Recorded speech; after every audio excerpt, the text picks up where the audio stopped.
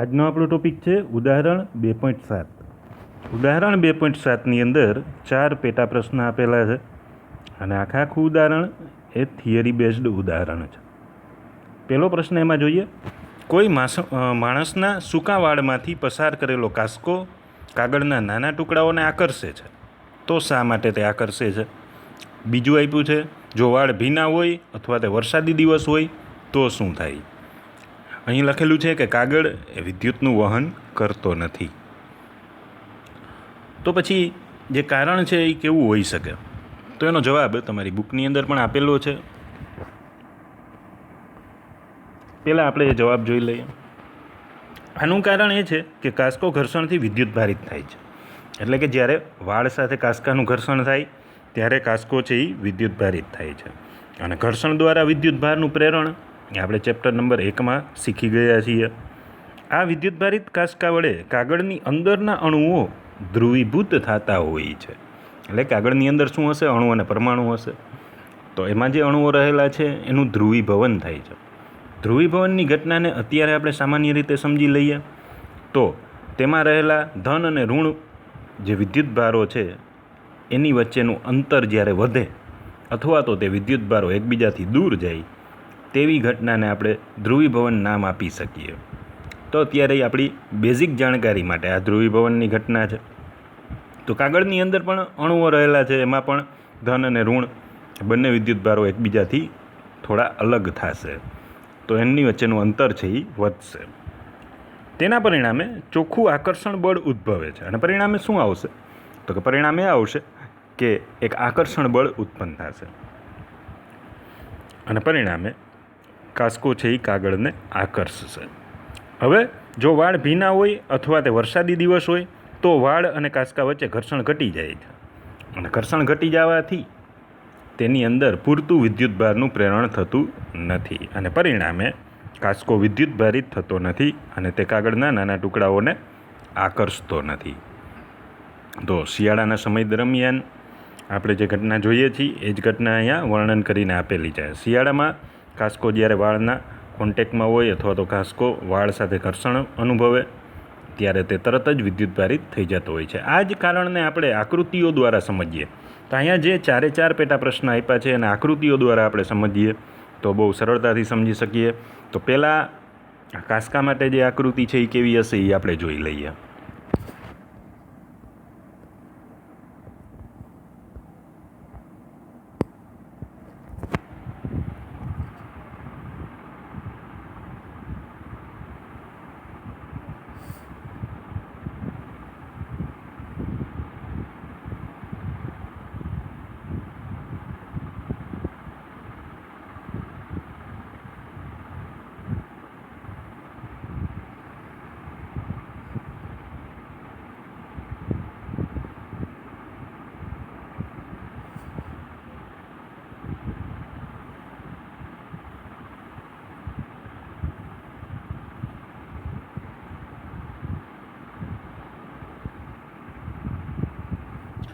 સૌપ્રથમ અહીંયા બ્લુ કલરથી એક કાસ્કો દર્શાવ્યો છે અને જે નીચે લંબચોરસ ટુકડો છે એ ધારો કે કાગળનો ટુકડો છે.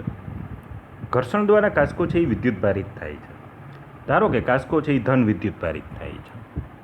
તો આપણે કાસ્કાના જે દાતાઓ છે એના ઉપર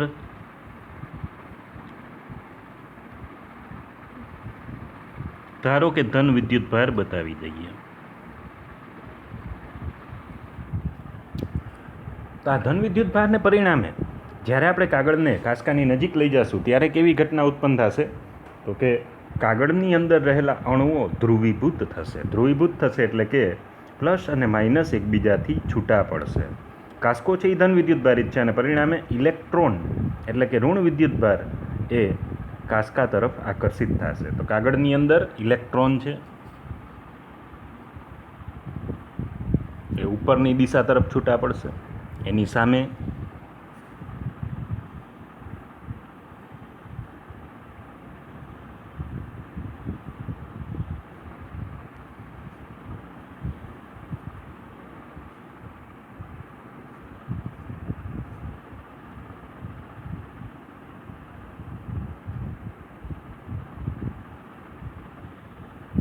ધન વિદ્યુત ભાર એને આપણે નીચે તરફ બતાવી દઈએ.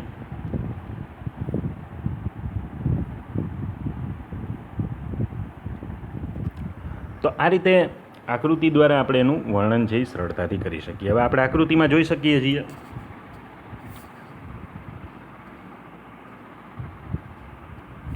કે આટલો જે વિસ્તાર છે એ વિસ્તારની અંદર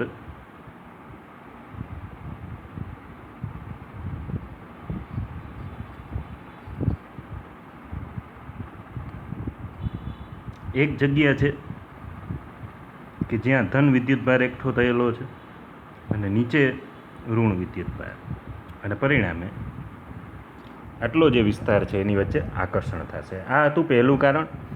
બીજું કારણ છે એને ધ્યાનમાં લઈએ અથવા તો બીજો પ્રશ્ન જોઈએ.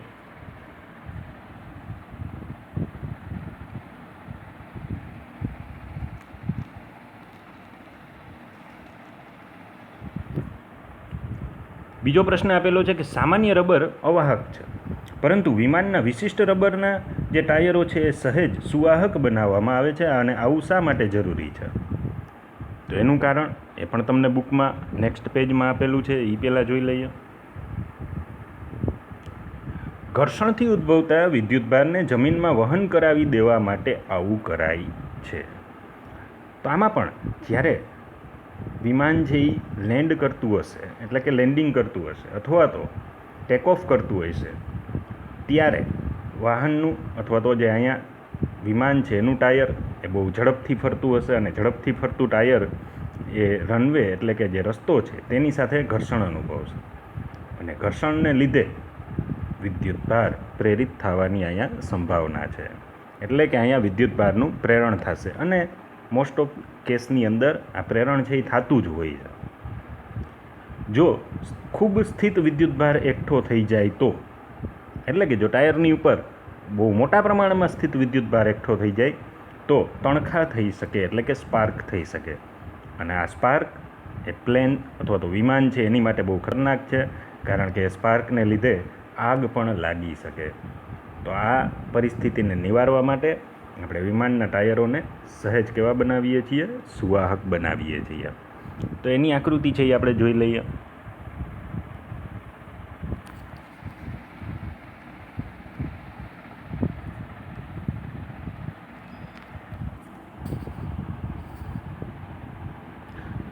તો વિમાનનું જે ટાયર છે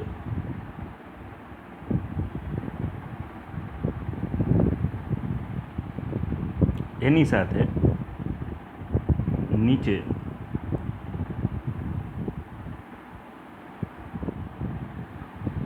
જે રસ્તો છે એની સાથે તે સંપર્કમાં છે. સંપર્કને લીધે ઘર્ષણ ઉત્પન્ન થશે, અને ઘર્ષણને લીધે વિદ્યુતભાર રબર ઉપર પ્રેરિત થશે. હવે રબરને આપણે થોડુંક સુવાહક બનાવશું તો ફાયદો કેવો થશે? ફાયદો એ થશે કે આ જે વિદ્યુતભાર રબરની ઉપર ઉત્પન્ન થાય છે એ બધો જ વિદ્યુતભાર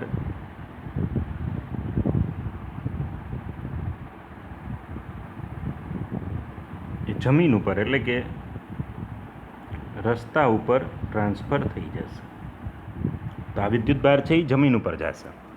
ધારો કે માઇનસ વિદ્યુતભાર,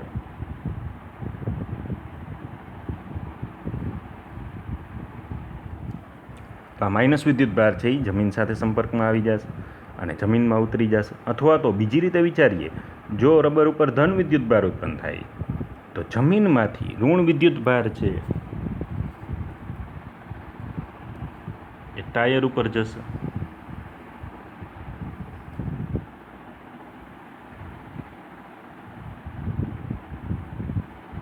આ માઇનસ વિદ્યુતભાર છે એ ટાયર ઉપર જશે, અને ટાયર ઉપરના પ્લસ વિદ્યુતભારને તે તટસ્થ કરી દેશે, અને પરિણામે તણખા થવાની સંભાવના છે એ શૂન્ય થઈ જશે.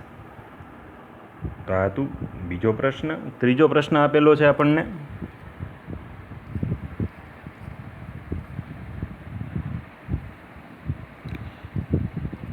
દહનશીલ દ્રવ્યોને લઈ જતા વાહનોમાં જમીનને અડકતા હોય તેવા ધાતુના દોરડા રાખેલા હોય છે, અને શા માટે? તો આનું જે કારણ બુકની અંદર આપેલું છે એમાં લખેલું છે કે જે વિમાનનું કારણ હતું એવું જ કારણ આનું છે. એટલે કે આમાં પણ ઘર્ષણને લીધે વિદ્યુતભાર ઉત્પન્ન થઈ શકે. હવે આવી ઘટના આપણે ક્યાં જોવા મળે? તો કે જ્યારે આપણે હાઈવે ઉપર જતા હોઈએ ત્યારે આગળ દહનશીલ દ્રવ્યોને લઈ જતું કોઈ વાહન હોય. દહનશીલ દ્રવ્યોને લઈ જતું વાહન એટલે દાખલા તરીકે પેટ્રોલિયમનો ટેન્ક અથવા તો એક ટાંકો હોય, એ આપણી આગળ જતો હોય તો એ દહનશીલ દ્રવ્ય છે. તો એની પાછળનો જે ભાગ છે તેમાં આપણે જોયું હોય તો ચેઇન જે લોખંડની હોય છે એ બાંધેલી હશે, અને એ ચેઇનની નીચે એક પતરા છે એ લટકાવેલા હોય છે, અને એ પતરા જમીનને અડકતા હોય છે, એટલે કે જે રસ્તો છે એને અડતા જતા હોય છે. અને રાતના સમયે જો આપણે ધ્યાનથી જોશું તો હવે જ્યારે પણ આપણે હાઈવે ઉપર જઈએ ત્યારે નિરીક્ષણ કરી શકીએ તો રાતના સમયે જ્યારે આપણે ધ્યાનથી જોશું તો એ પતરાને લીધે નીચે તણખા પણ થતા હશે, એને આપણે કહીશું સ્પાર્ક. હવે જો આ બધો જ વિદ્યુત ભાર છે એ પેટ્રોલિયમની જે ટેન્ક છે એના ઉપર જ રહી જાય તો પેટ્રોલિયમ તો કેવું છે, અતિ દહનશીલ છે, અને પરિણામે આખું ટેન્કર છે એ બ્લાસ્ટ થવાની સંભાવના છે. તો આ કારણ છે એ કેના જેવું છે? વિમાન જેવું જ કારણ છે, બરાબર. એટલા માટે આપણે શું રાખીએ છીએ? ધાતુના દોરડાઓ એટલે કે સાંકળ, એને આપણે વાહનની પાછળની સાઈડ ઉપર રોડને અડકે તે રીતે લટકતા રાખીએ છીએ. અને ચોથો પ્રશ્ન આપ્યો છે. ચોથો પ્રશ્ન બહુ ઇન્ટરેસ્ટિંગ છે અને આપણને પણ ઘણીવાર વિચાર આવે એવો પ્રશ્ન છે. ખુલ્લી હાઈ પાવર લાઇન ઉપર પક્ષી આરામથી બેસે તો પણ તેને કંઈ થતું નથી, પરંતુ જમીન ઉપર ઊભેલો માણસ તે જ લાઇનને સ્પર્શે તો તેને પ્રાણઘાતક આંચકો લાગે છે. તો શા માટે આવું થઈ જાય? પક્ષીઓ આપણે બહુ આરામથી જોઈએ છીએ કે હાઈ પાવર લાઇન એટલે કે મોટી બધી ટ્રાન્સમિશન લાઇન હોય એના વાયર ઉપર પણ બેઠા હોય છે. આપણા ઘરની આજુબાજુ જે થાંભલાઓ છે તેની ઉપર પણ પક્ષીઓ છે એ એકદમ હરોળબંધ રીતે આરામથી બેઠા હોય છે, છતાં પણ તેને વીજ શોક છે એ લાગતો નથી. આપણા ઘરની આજુબાજુ જે થાંભલાઓ છે એમાં જે વોલ્ટેજ છે એ છે 11,000 વોલ્ટ. આપણા ઘરની અંદર જે વોલ્ટ આવે છે એ કેટલા આવે છે? તો કે 230ની આજુબાજુ આવે. 230 વોલ્ટ આવતા હોવા છતાં આપણા ઘરમાં જ્યારે આપણે ભૂલથી કોઈ સોકેટને અટકી જાય તો આપણને આંચકો લાગે છે, અને ઘણીવાર તો બહુ ખૂબ મોટો આંચકો લાગે છે. તો ફક્ત 230 વોલ્ટમાં આપણને આંચકો લાગે છે, જ્યારે પક્ષીઓ છે એ તો આટલી મોટી 11,000 વોલ્ટ જેટલી લાઈન ઉપર બેઠા હોય છે તો પણ તેને આંચકો લાગતો નથી. વધારામાં જ્યારે પણ આપણે રેલવેમાં જતા હોઈએ એટલે કે ટ્રેનમાં જતા હોઈએ ત્યારે આપણે આજુબાજુ બહુ મોટા ટાવર્સ જોઈએ છીએ. એ ટાવર્સ છે એની ઉપર જે લાઈન જાય છે એની વોલ્ટેજ તો એનાથી વધારે છે.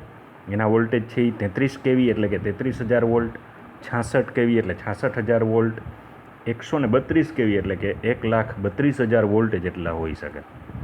તો આટલા વોલ્ટ હોવા છતાં પણ એમને ઝટકો લાગતો નથી. એનું શું કારણ હોઈ શકે? તો અહીંયા જે બુકની અંદર કારણ આપ્યું છે એ પહેલાં આપણે જોઈ લઈએ. તો બુકની અંદર ફક્ત એક લીટીનું કારણ આપ્યું છે. જ્યારે વિદ્યુત સ્થિતિમાનનો તફાવત હોય ત્યારે જ પ્રવાહ પસાર થાય છે, બાકી નહીં. તો આનો મતલબ શું? આકૃતિ દ્વારા આપણે જોઈએ.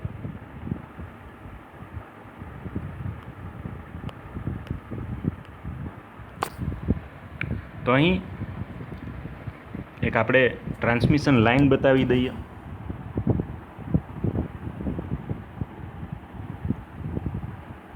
ધારો કે આપણા શેરીની અંદર જે થાંભલાઓ છે એના 2 વાયર્સ આપણે અહીંયા બતાવ્યા છે. એમાં એક વાયરને આપણે લાઈવ કહી દઈએ અને બીજાને કહી દઈએ ન્યુટ્રલ.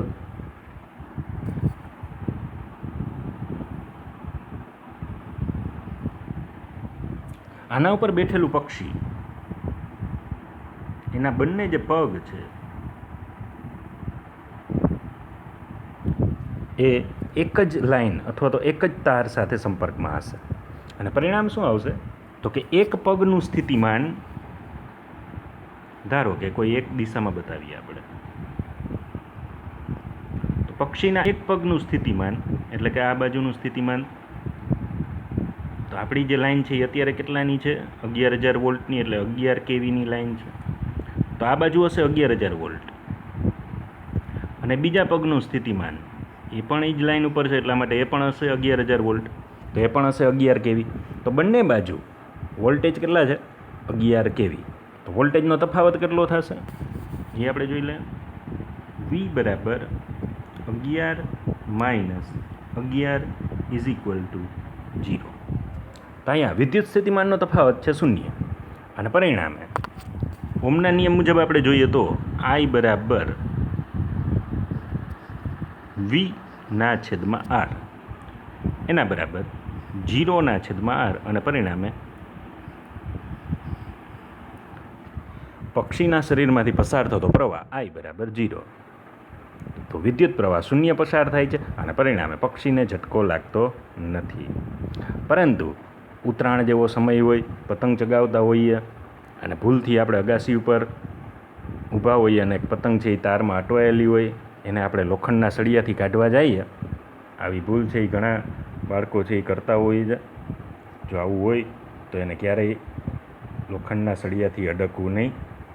લોખંડના સળિયાથી તો બરાબર છે, પરંતુ લાકડું હોય તો એનાથી પણ અડકવું નહીં, કારણ કે લાકડાની અંદર સહેજ પણ ભેજ હશે તો ઝટકો આવશે.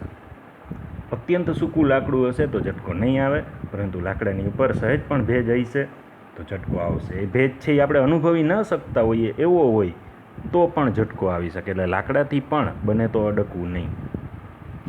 ધારો કે એ આપણે બીજી લાઈનમાં બતાવી દઈએ. તો આ ઘટનાને આપણે કઈ રીતે બતાવશું? દાખલા તરીકે અહીંયા એક લોખંડનો સળિયો છે.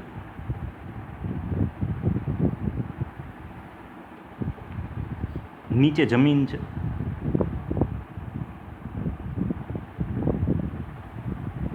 તો આ છે જમીન, એને કહી દે ગ્રાઉન્ડ એટલે G. એક વ્યક્તિ ઊભો છે.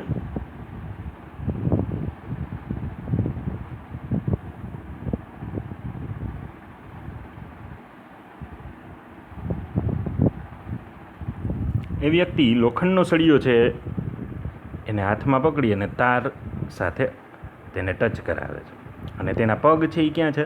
જમીન ઉપર છે. હવે આપણે આ કેલ્ક્યુલેશન છે એને ફરીથી જોઈએ તો આમાં વિદ્યુત સ્થિતિમાનનો તફાવત કેટલો થશે? તો કે અહીં જે જમીન છે એના વોલ્ટેજ છે 0 વોલ્ટ અને જે આપણી લાઈન છે એના વોલ્ટેજ છે 11 kV એટલે કે 11,000 વોલ્ટ. તો આમાં વિદ્યુત સ્થિતિમાનનો તફાવત કેટલો થશે એ જોઈએ.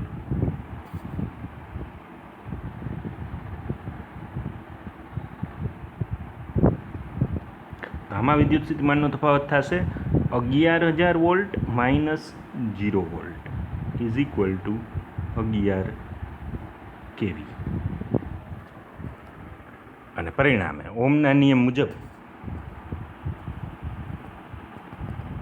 આ જે સૂત્ર છે I બરાબર V/R, એનો જવાબ હવે કેવો આવશે? તો કે 11 kV/R. તો આરની કિંમત છે એ ગમે એટલી આપણે ધારી લઈએ. માની લ્યો કે 100 ઓમ ધારી લઈએ તો આ ધારેલી કિંમત છે. તો 11,000/100.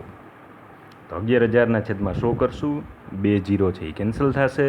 જવાબ આવશે 110 એમ્પિયર. જવાબ બહુ મોટો જવાબ છે. 110 એમ્પિયર બહુ મોટો કરંટ છે. આપણા ઘરની અંદર જે ઝટકો આવે છે કરંટથી એ 2.5 થી 3 એમ્પિયરનો હોઈ શકે. જો પાણીની મોટર હોય, એસી હોય અને આવા મોટા ઉપકરણો હોય તો વધીને એ કરંટ કેટલો હોઈ શકે? તો કે 6 થી 7 એમ્પિયરનો હોઈ શકે. તો પણ માણસનું મૃત્યુ થતું હોય છે અને આ છે 110 એમ્પિયર. એટલા માટે બહુ પ્રાણઘાતક ઝટકો છે એ લાગુ પડશે. તો આ હતું ઉદાહરણ 2.7. નેક્સ્ટ લેક્ચરમાં આપણે જોશું ડાયઇલેક્ટ્રિક અને ધ્રુવીભવન.